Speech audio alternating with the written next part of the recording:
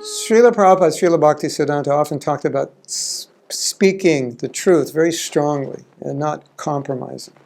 And a lot of devotees feel that maybe in our preaching we're compromising too much, we're watering it down, we're too soft, we're too nice. And I want to talk about that.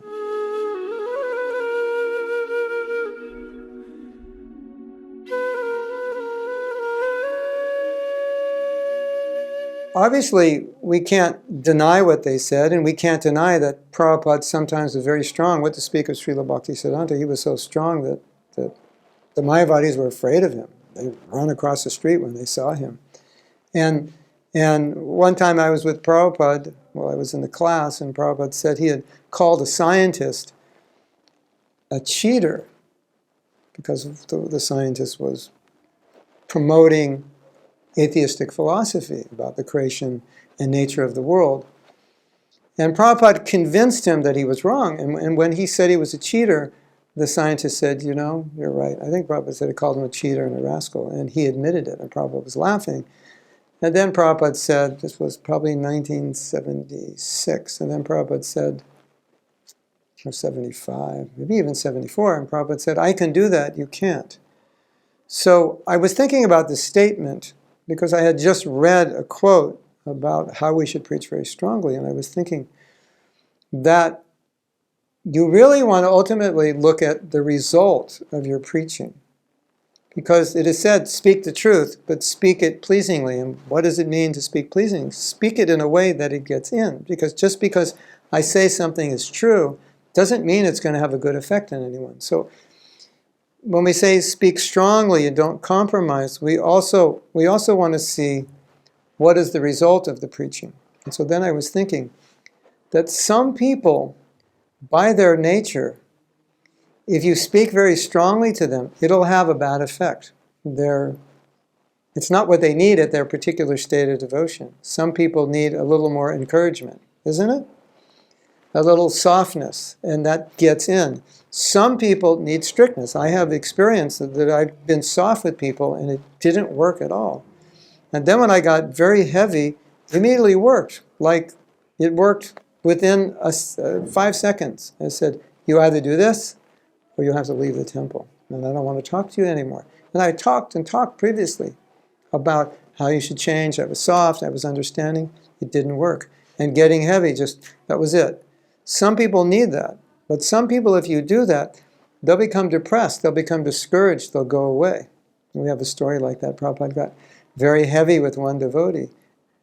And Prabhupada said, I don't want to see you. The devotee was disturbing Prabhupada. And the devotee just left. He was destroyed. And he just left. He said, I'm leaving Krishna consciousness. And then Prabhupada asked, where is he? And everybody understood and said, well, I think he was kind of devastated by what you said. Prabhupada said, go get them. Go get him. And Prabhupada finally, said nice things to him. But some people are like that. If you're too heavy, they can be devastated. So some people need a soft approach. Some people need a harder approach. And so I was thinking of this, that it's interesting that when we see something that Prabhupada has said, one of the principles that's very important for us to remember is this the only thing he said about this? Or is this always the way he acted? Because he's saying we should do this. Is this the only way he acted? Is this the only thing he said?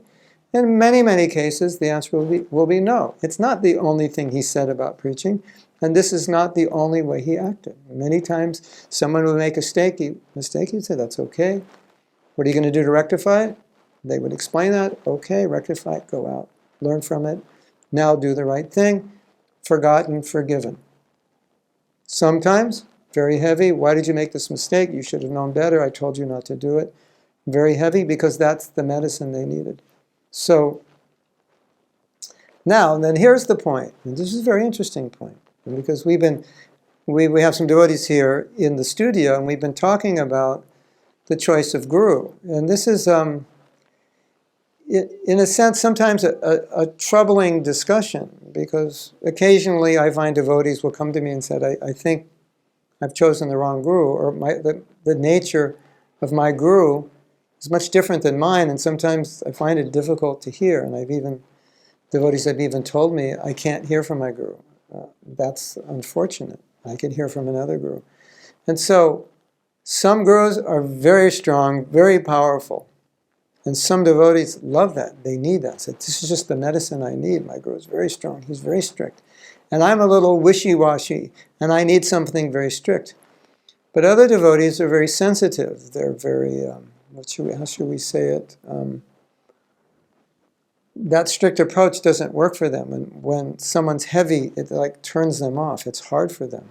And so that's why sometimes when choosing a guru, a devotee has to consider, what is the approach of this guru, and is that actually the medicine I need? Or if I've chosen a guru and I see that the medicine he's giving, maybe it was good for me when I was young, now it's harder for me.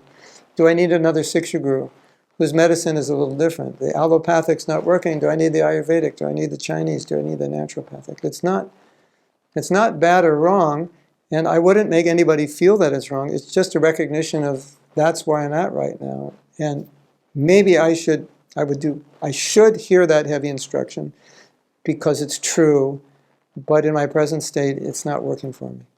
And so it may be better for me now to become inspired in another way. These other instructions inspire me. And so then this brings us up to the point that then you might say, but I should be inspired by what my guru is saying, but somehow or other I can't digest it. It's too difficult. But I can digest what I'm hearing from these other senior devotees. And that's just the reality of where you're at. And when we say, I should be this way, that may be true that you should be, but you also have to deal with the reality that you may not be there. And if you're not, you have to deal with the reality where you are. And maybe it's not the best reality, and maybe you wish it wasn't that way. But if you deal with it, at least you'll advance. And if you deny it and say, no, I should take this heavy instruction, and every time I take it, I become discouraged. I can't digest it. It's just... Or vice versa. The soft instruction's not helping me. I need the heavy instruction. And it's a reality where you're at. And so, practically speaking, we just have to acknowledge that. And I know that this is the right instruction. I'm just not there yet to be able to follow it. And this other instruction, it seems to resonate with me. It's helping me. It's inspiring me. So if it's helping you, that's good. Go with it in recognition that this is where I'm at. This is what I need in my present state of Krishna consciousness. Because the ultimate goal is to advance, to do what's favorable. And so in some cases, certain instructions will be more favorable for your progress. And in other levels of Krishna consciousness, other instructions will be more favorable. And it's just a reality we have to deal with. Hare Krishna.